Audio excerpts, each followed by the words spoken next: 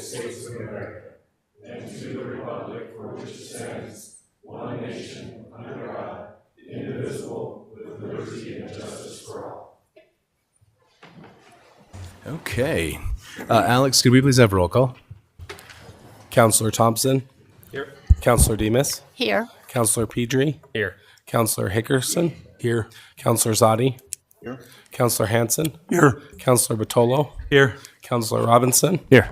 Mayor Mickelson. Here. Council, could I please have a motion approving the revised agenda? So moved, Your Honor. Thank you, Councilor Hickerson. May I have a second? Second. Thank you, Councilor Zadi. All those in favor, please indicate by saying aye. Aye. Okay, it was unanimous. Which brings us to our consent agenda. We have approval of minutes from the City Council meeting of March 5th, 2024. The Health Insurance Fund recap from February 2024. The Rock Springs Renewal Fund financial statements from December 2023. Parks and Recreation Advisory Board meeting minutes of January 11th, 2024. Specific Purpose Tax Joint Powers Board meeting minutes of February 12th, 2024. A letter from Max Mickelson regarding passenger rail service renewal in Rock Springs. Notice of application filing from the Department of Environmental Quality regarding West Soda's LLC's West Soda plant.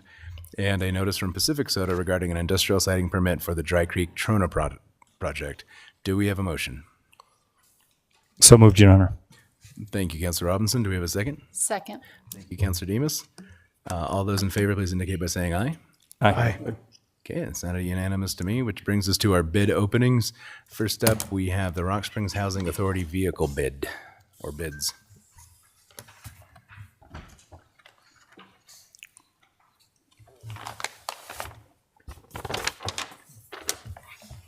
Okay, we have one bid from Fremont Motors here in Rock Springs.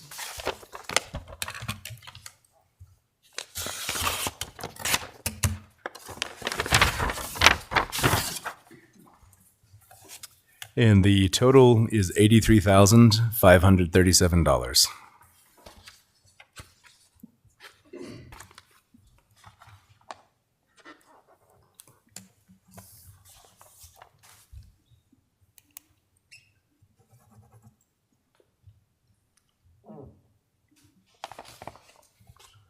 Oh, is there a bid bond, all that noise? We don't need bid bonds for this. Attitude.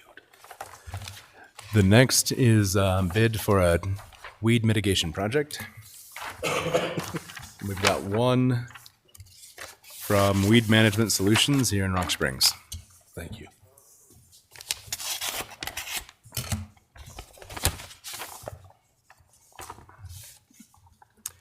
Okay, we've got a cashier's check.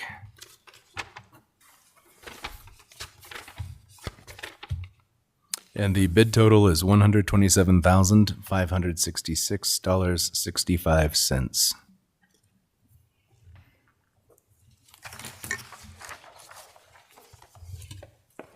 Thank you, sir. Thank you. Okay, that brings us to commendations, and we have one this evening from the combined Rock Springs and Laramie U19 hockey girls, who are B-State champions. If you guys would like to come up to the podium and tell us about your season and experience, we would love that.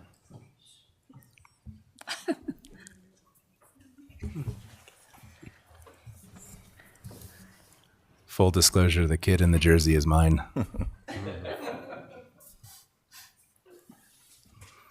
I think we had a pretty good season. We have a pretty young team, but we competed with those older teams and we had fun.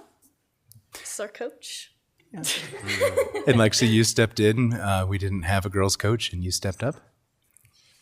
Yeah, I was asked to coach the Rock Springs girls, and it was really fun. It's hard for me to take any credit. They did all the work. I just kind of showed up and told them what to do. But yeah, I was proud to see him win. I wasn't there, but I watched virtually, and I was super happy for him. Well, I think it's pretty neat and a good example of what can happen when community groups can come together. Since we didn't have enough girls here, and you had what, 4 kids under 10 or 10 and under? Yeah. Something like that, which is pretty, I mean, that's pretty remarkable for a group that young to do that well.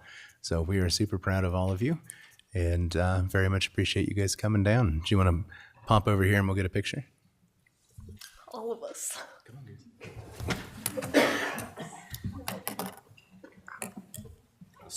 I think so.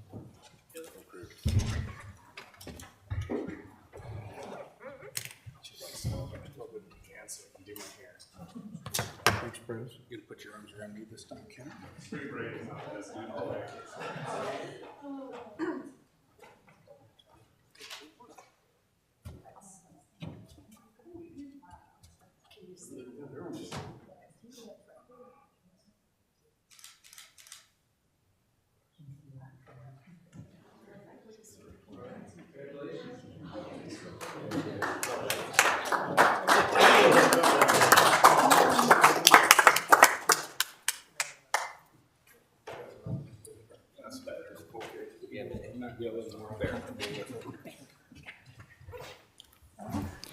Alrighty, that brings us to presentations.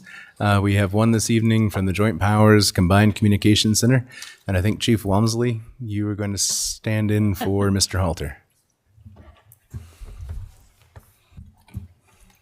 Yes, Mayor Mickelson, members of the council.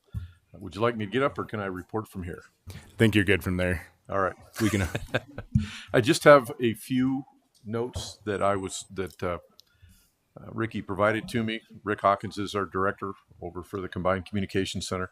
You all received the report in your packet. It's a fairly descriptive report. There were a couple of clarifications that I did want to know for myself, although I've heard them before. My memory's pretty good, but the more often I shake my head, the more often those things go away. If you look at page 5 on that report, you'll see it talks about phones and 911. And if you go down, it's got how many 911 voice calls came in, the percent that was wireless. Then it has percent phase 1, 2, and rapid SOS locations. Those refer to the ability of the CAD system or the call taking software to determine the location of the caller. So phase 1 will just tell them what tower that the phone is hitting. Phase 2 will actually pinpoint it to a fairly specific location, and the rapid SOS will actually give it lat long and plot it on a map. So you can see that those are different generations of towers and equipment that the phone is hitting. So as technology increases and as towers are updated, I think you'll see more and more of those phase 1 calls go by the wayside, migrating more to phase 2, and then finally you'll begin to see more of the rapid SOS where plotting of a 911 caller is really precise. Among the notes that Ricky gave me, phone call volume. In 2023, the overall call volume, including text to 911 and administrative calls, was up 20%. One of the things that folks may not be aware of is that now you can text a 911 call into the center. It's no longer you have to dial. If you have very limited service, you can also text that 911 call in. Obviously, there's some difficulties there. A phone call is better because two-way communication instantaneously. A text is same as when you're texting with anybody, most notably your kids. You go back and forth, and it's slightly a delayed process, but we can receive text to 911. Statistics showed a marked increase in the number of text to 911 calls, more than double the number of text to 911 we received when we started tracking those types of calls. It's part of an upward trend nationally of folks to use alternate methods of accessing 911. Looking down the road, I think you'll also eventually see video to 911, which is already taking place in some large metro areas. The overall calls for service, in the computer-aided dispatch system, the CAD system, were steady. They actually decreased by 205 calls, but overall we would call that flat. For a call-taking protocol information, the call-taking protocols related to EMS increased in 2023. The highest increase was in calls for service for more serious nature that usually involve call taker time to process and result in the call taker providing life-saving instructions over the phone, such as CPR or direct interventions to correct or help alleviate a life-threatening situation. And that is also dependent on the caller being willing and able to effect those actions as well.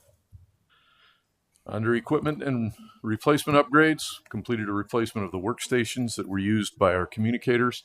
Those workstations were original equipment from 2012 when the center opened.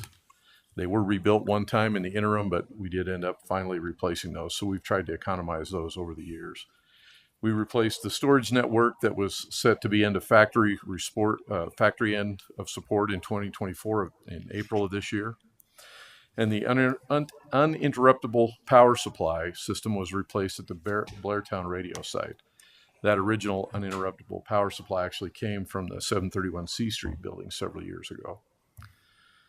The audio visual system in the main center was replaced due to it being end of life and failing. The AV system is used to monitor the lobbies of the police stations, the different schools in the county, so often and so forth, and other city buildings. We applied for and received an ARPA grant through WYDOT in 2022 as part of the ARPA radio equipment project that went through WYDOT. The project is moving forward with installation starting in 2023 and completion scheduled in early 2024. There are also several other replacement and upgrade projects that are listed in the report spanning the next 5 years in our capital improvement plan. We're constantly watching for grant opportunities to help offset some or all of those costs to help reduce the cost to the funding partners. And that's what I've got. If there are other specific questions, I'll certainly pull up that page on the report and do the best I can. Council? No. Okay.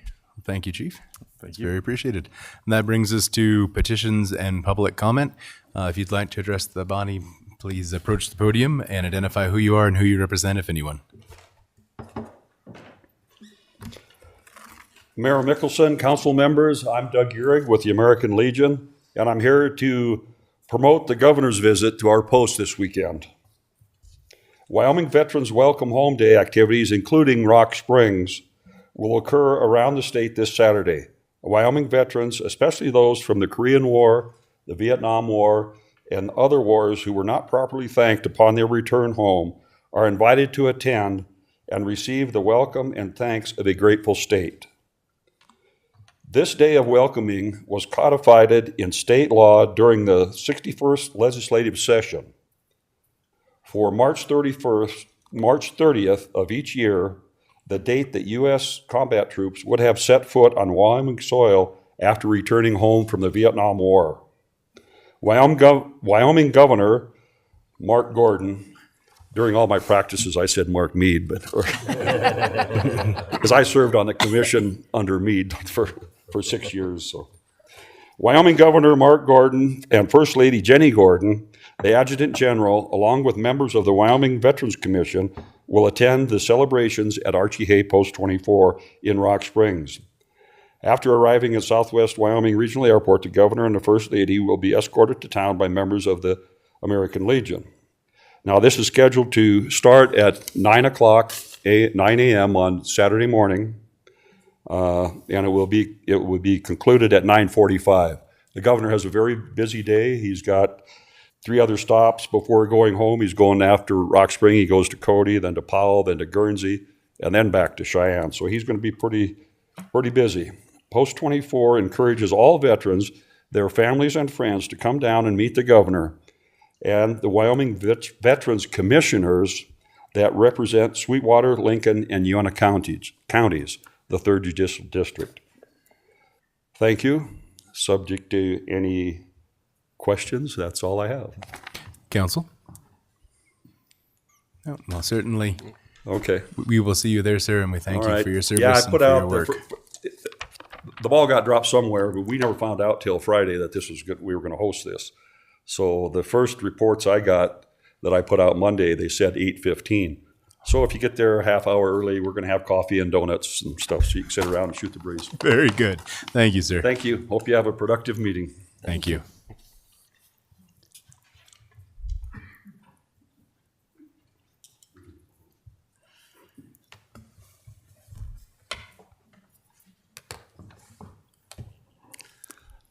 Mayor, Senator? Senator John Kolb, Senate District 12, Council. Probably should have done this a little bit differently. I think I've tried to do this every year, is come by and give you a report about just what the heck happened during the session. And it's kind of fresh on my mind, and a few other things that happened after the session. I'd like to give an update, if I could, to the council, and then also take questions from the council if they were wondering what was going on, because if I was reading the newspapers, I don't know if I'd understand what was going on. It did look a little bit like an MMA fight. Well, starting on that note, started off with a $1.1 billion differential between the House and Senate, which is honestly, in the size of our budget, 90% agreement. So it isn't as bad as it probably sounds. It sounded bad when I was a commissioner, obviously, because $1.1 billion is quite a bit of money. I'd say at the end of the day, though, this budget passed by the 2 swing voters in the Senate, which is myself and Senator Jones. It only passed by 2 votes. What happened? I mean, I won't give you all the sausage-making explanation, but at the end of the day, it was about transparency. It was about a bunch of pork projects that still snuck in there, unfortunately, from the city of Cheyenne for a arboretum, $8 million, and a state library, which all shockingly is in Cheyenne. We did walk away with a fully funded high school. As odd as that sounds, as it started a certain way, it ended with a fully funded high school. Let me reassure everybody, there was no funded high school to begin with. There was construction drawings, and that's all there was. So I think that was a misnomer that somehow we were going to get a high school. We were not going to get it in any amount of time. So we do have a fully funded school, which was part of these budget negotiations. That was probably the single biggest thing that impacts our community. Then also what directly impacts us here in the city of Rock Springs is more direct distribution of money. The direct distribution was bumped up. And I apologize for not bringing all that with me. And also Representative Stith is traveling right now, so he couldn't be here. So I do not have the exact numbers. I did have them, and Senator Kolb placed them somewhere with a pile of other papers, and I could not find them. So that's bad on me. But we did increase that. There's also an opportunity on our ARPA funds that uncompleted projects and projects that had cost overruns because of inflation are eligible to get extra funding. But it's going to have to go through the SLIB board. I'd suggest you talk to the governor's office and make sure that what you're proposing is, possible.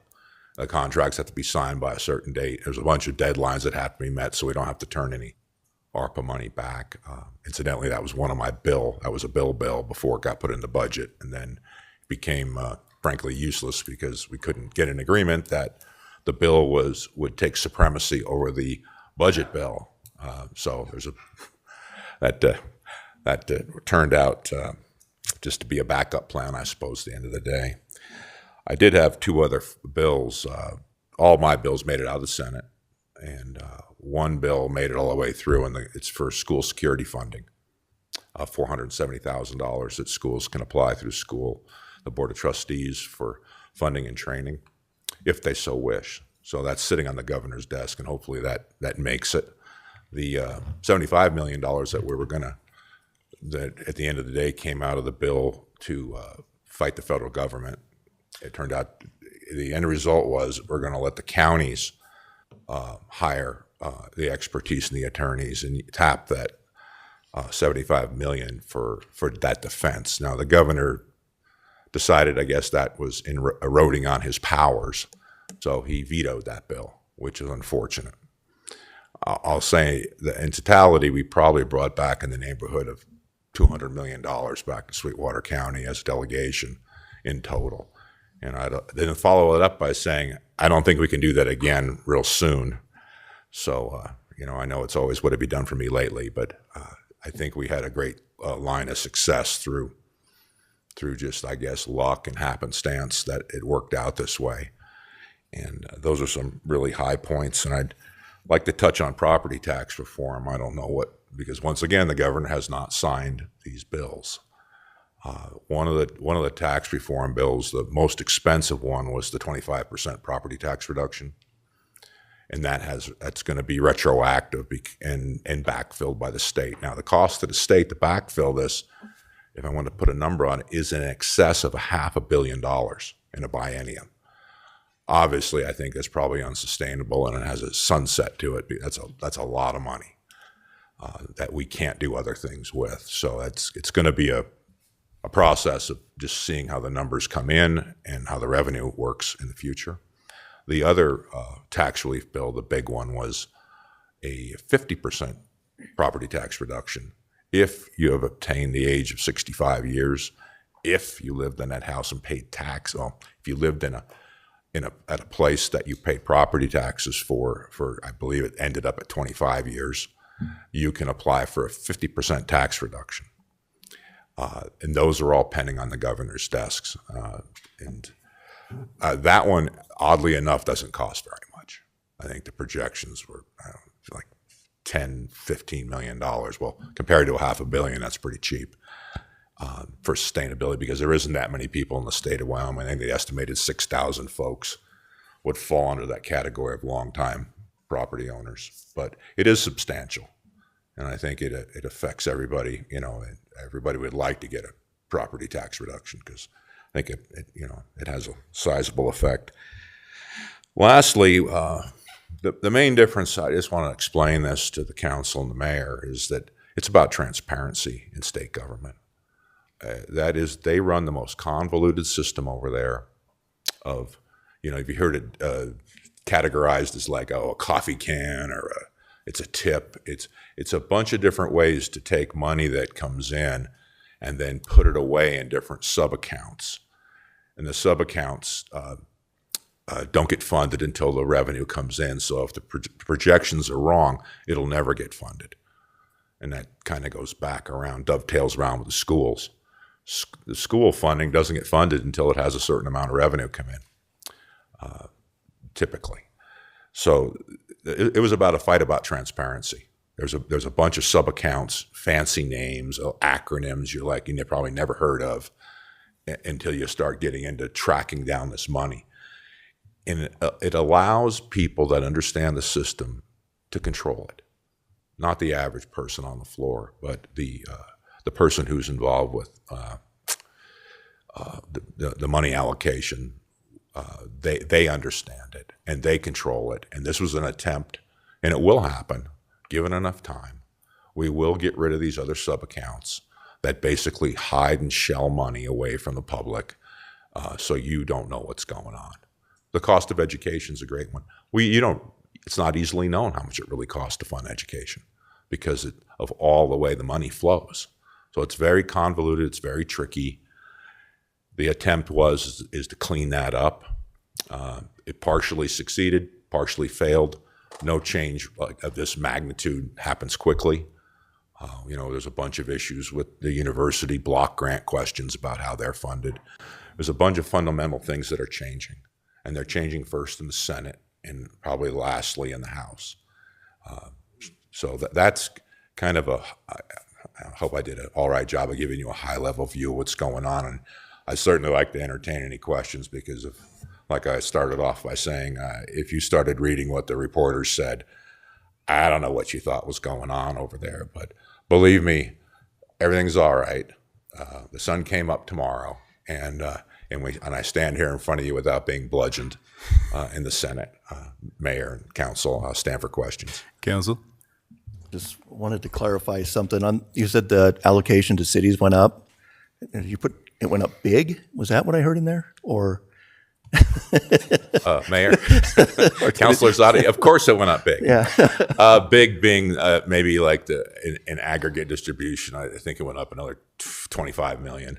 no, Of down the to where it's like 19 or 20. Yeah, so and I had the actual percentage increases, but Rock Springs, you'll see, it's not a doubling, Sure. Yeah. but it is a noticeable increase in the county. Yeah. I'm sorry, Counselor, I don't have those numbers with me. I can get them for you though. Oh, that's okay. I just was hoping you'd say it was double or something. So I'd like to hope. Oh, well. that's all right. I was hoping for about $60 million to be able to take care of the creek. Yeah. And we did make, Mayor, Counselor, we did have money moving towards that, and actually Representative Stith and I are having active conversations with them to clarify where they're coming from with the state. So that isn't dead. We were supposed to have a meeting the end of session, but it didn't happen, and we had to reschedule. What do they need clarification? Anything specific that we could help with? I wish it was that simple, Mayor, Counselor. They in my opinion, I'll just tell you it's my opinion. They remember what happened in 2010, 11, and it's a tradition and history with them and the department. And for them to go back on what they've said in the past is, it's basically, I guess, saying that we were wrong, and that's hard for people to do. I think that's the crux of this problem. We're trying to move beyond that. We're not saying it's a park. It's like, it's not a, we're trying to deal with the Pearl Street diversion first. I mean, that's what our first goal is, to relieve that problem, because it takes a long time to get somewhere with the U.S. Corps of Engineers. And so that is kind of the first focus. They're thinking we want to do this, entire city beautification program. And the message is no. We're trying to take care of these high valued areas that need to be taken care of first, and just try to make that very clear. If people just remember, I guess, what they heard from 10 years ago or better, and they're not letting go of it. Also, Mayor, we went to see Tracy Stone Manning, flew back to D.C., myself, Senator Jones, Senator Dockstetter, and Commissioner Jones. And we met with our congressional delegation, all three of them. Met with Senator Barrasso in person. He was the only one still there by the day we got there on Thursday. Everyone else seemed to have left town. But the meeting with Tracy Stone Manning went well. I think, we were reasonable people making a reasonable case for our community on the impacts that are going to be felt. And we are, my side of we were all tasked with a certain slot of an industry and area. Mine was agriculture and access. And the situation is that we've been taking care of this land responsibly for decades, generationally. And what is wrong with what's the current state of affairs? Right-of-way issue would be the right-of-ways are going to just chop us up and isolate parcels of land out there and make them NSO, non-surface occupancy status. To deal with that, there was a lot of good conversation. We've extended some invitations, which I won't elaborate, but we'll see what happens. I think it was good in that we put another face on the conversation personally by going there and pleading about our situation and what we believe is in our best interest for everyone. And so to that end, I thought it went well. We didn't have a band of attorneys there, which I say was quite shocking. It was Director Tracy Stone Manning by herself. We didn't have a bunch of attorneys flanking her, which typically I think I've seen in the past. And so I thought that was frankly a good sign, is that she was actually listening to us. And she said it wasn't going to be alternative B, but that doesn't give me much assurances of a hybrid we're going to come out with at the end. And I certainly I'll stand for any questions with that meeting if you so wish. Yeah, I think history would speak to the federal government's inability to prioritize the well-being of a native population. So it's probably good that we keep our thumb on that one. Is there any other questions or comments for the senator? Your Honor. Yes, sir. So a couple of months ago, many of us attended a forum up the college with the governor talking about mental health in Wyoming. What was our legislature able to do to help the citizens of Wyoming with their mental health issues? Mayor, Counselor, in particular, I don't sit on labor health. What I can tell you, what I do know happened is there was funding for 988, the Suicide Prevention Hotline. That's funded. The mental health issue, it's a Title 25 issue. It's a huge issue. I think it goes far beyond Title 25. Doesn't it? I mean, Title 25 isn't the only mental health issue in the state of Wyoming.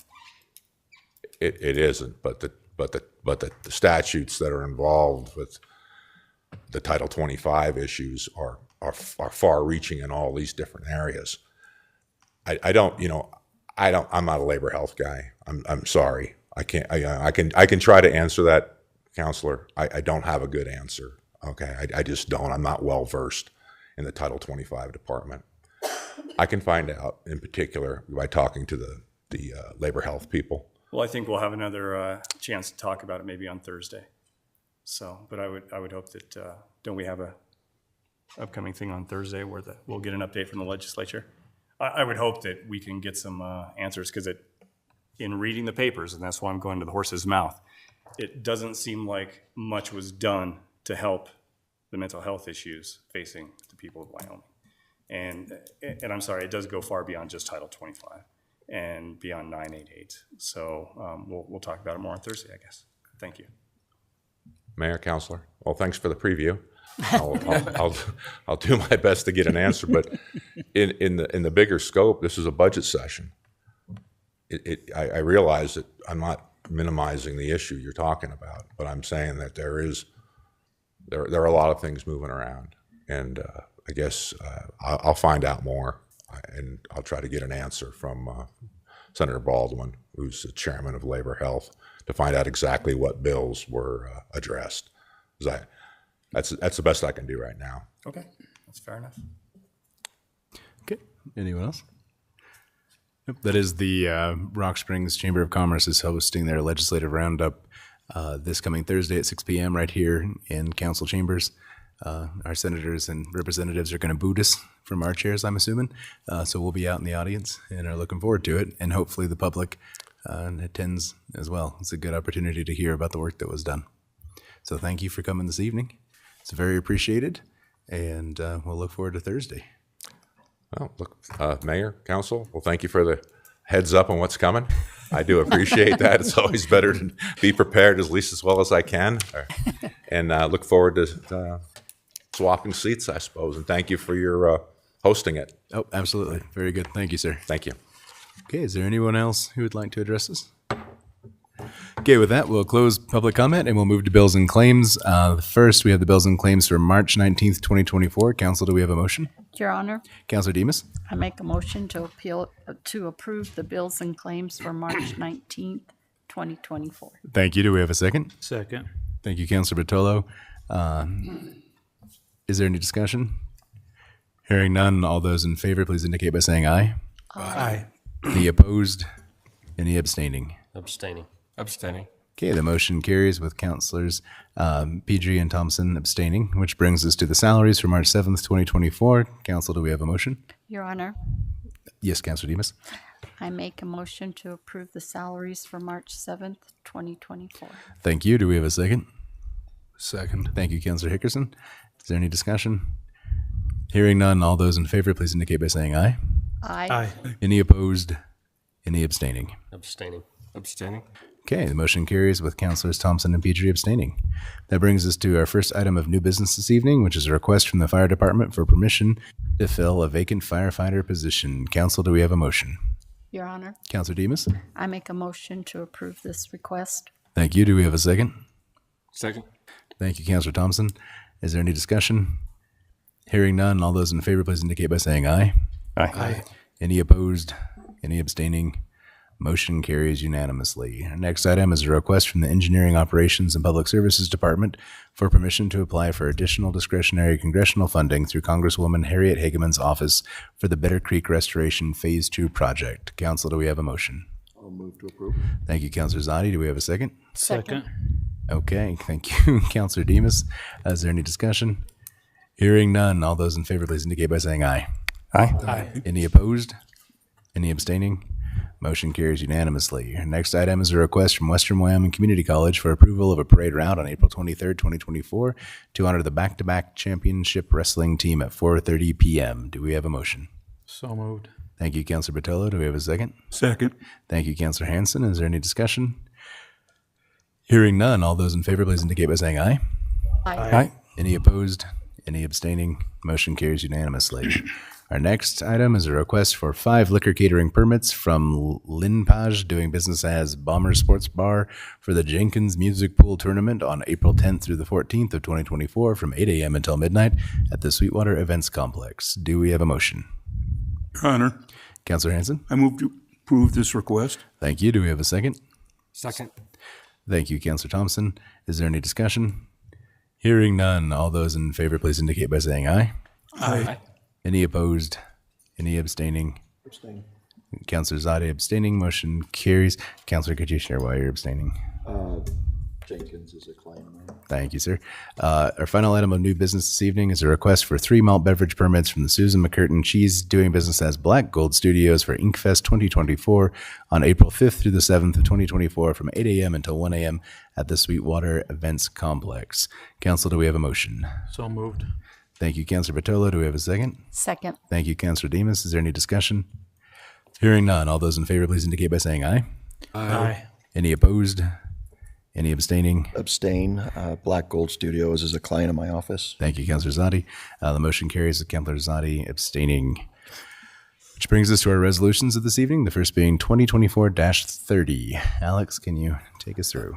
A resolution of the governing body of the City of Rock Springs acting in its capacity as the Board of Directors for the Rock Springs Housing Authority to accept an agreement with McGee Hernan Pies LLP, certified public accountants, and authorizing the supervisor of the Housing and Community Development to execute said agreement. Thank you. Council, do we have a motion? So moved, Your Honor. Thank you, Councilor Higgerson. Do we have a second? Second. Thank you, Councilor Batolo. Is there any discussion? Hearing none, all those in favor, please indicate by saying aye. Aye. Any opposed? Any abstaining? I'll be abstaining due to a resolution being associated with the housing. Thank you, Councilor Pedri. Abstaining. Also. Thank you, Councilor Thompson. The motion carries with Councilors Thompson and Pedri abstaining. That brings us to Resolution 2024-31. A resolution accepting and approving an agreement with Carrier Corporation for the purchase and installation of a replacement Carrier 10-ton air-cooled chiller unit for the IT department in the amount of $78,760 and authorizing Max Mickelson as mayor of the City of Rock Springs, Wyoming, and Matthew L. McBurnett as city clerk of the City of Rock Springs, Wyoming, to execute said agreement on behalf of the said city. Thank you. Council, do we have a motion? Your Honor, Councilor Demus. I make a motion to approve Resolution 2024-31. Thank you. Do we have a second? Second. Thank you, Councilor Hickerson. Is there any discussion? Hearing none, all those in favor, please indicate by saying aye. Aye. Any opposed? Any abstaining? Motion carries unanimously, bringing us to Resolution 2024-32. A resolution accepting and approving a concession stand rental agreement with Jerry's Concessions and authorizing Max Mickelson as mayor of the City of Rock Springs, Wyoming, and Matthew L. McBurnett as city clerk of the City of Rock Springs, Wyoming, to execute said agreement on behalf of the city. Thank you. Council, do we have a motion? So moved, Your Honor. Thank you, Councilor Hickerson. Do we have a second? Second. Thank you, Councilor Hanson. Is there any discussion? Hearing none, all those in favor, please indicate by saying aye. Aye. Any opposed? Any abstaining? Motion carries unanimously. We are now on Resolution 2024-33. A resolution accepting and approving a payroll and human capital management services agreement with Paycom and authorizing Max Mickelson as mayor of the City of Rock Springs, Wyoming, and Matthew L. McBurnett as the city clerk of the City of Rock Springs, Wyoming, to execute said agreement on behalf of the city. Thank you. Council, do we have a motion? Your Honor, Councilor Demus. I make a motion to approve Resolution 2024-33. Thank you. Do we have a second? Second. Thank you, Councilor Thompson. Is there any discussion? Hearing none, all those in favor, please indicate by saying aye. Aye. Any opposed? Any abstaining? Motion carries unanimously. That brings us to our final resolution of the evening, 2024-34.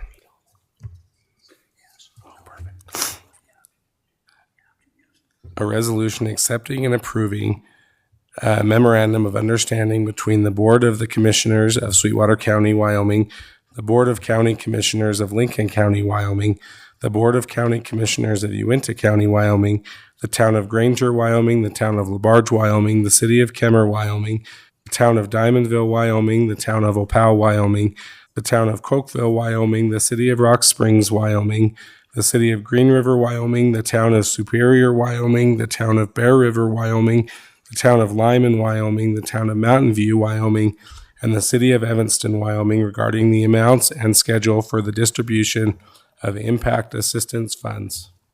Thank you. Council, do we have a motion? So moved. Thank you, Councilor Batolo. Do we have a second? Second. Thank you, Councilor Demas. Is there any discussion?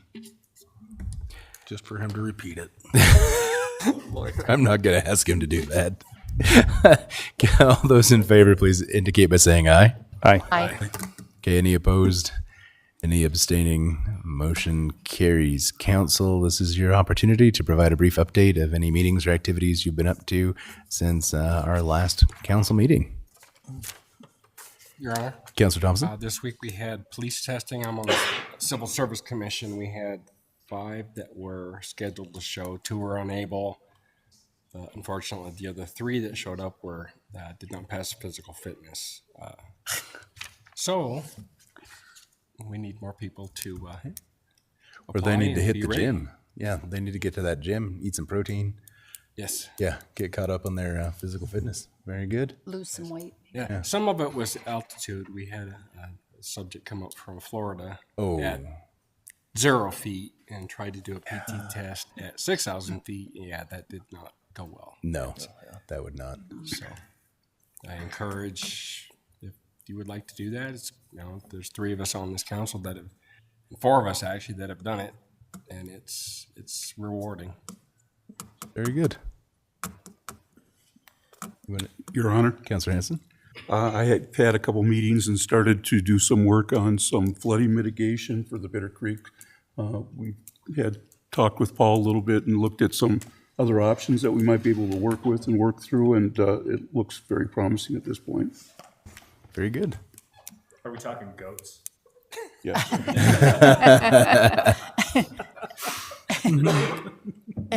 If one of the goats turns up missing, don't check my house because I don't want my wife arrested. Very good. The only other thing that I would mention, again, the Chamber of Commerce is hosting their legislative roundup here Thursday at 6 p.m., but the Sweetwater County Sheriff's Office and the Rock Springs and Green River Police Departments are doing a joint fundraiser at the events complex Thursday at 6 p.m. for Officer Krinke, who was killed on the line of duty. So if you can't tear yourself away from politics and you have to be here for that, it's too bad you can't be there to support that fundraiser. If you are able to, I certainly would encourage you to attend that. His wife is also an officer, and they have a little baby, and so we certainly have an obligation to support people who make that ultimate sacrifice. So with that, I would look for a motion to adjourn into executive session. So moved, Your Honor. Thank you, Councilor Hickerson. Is there a second? Second. Thank you, Councilor Demas. All those in favor indicate by saying aye. Aye. Okay, we are in executive session.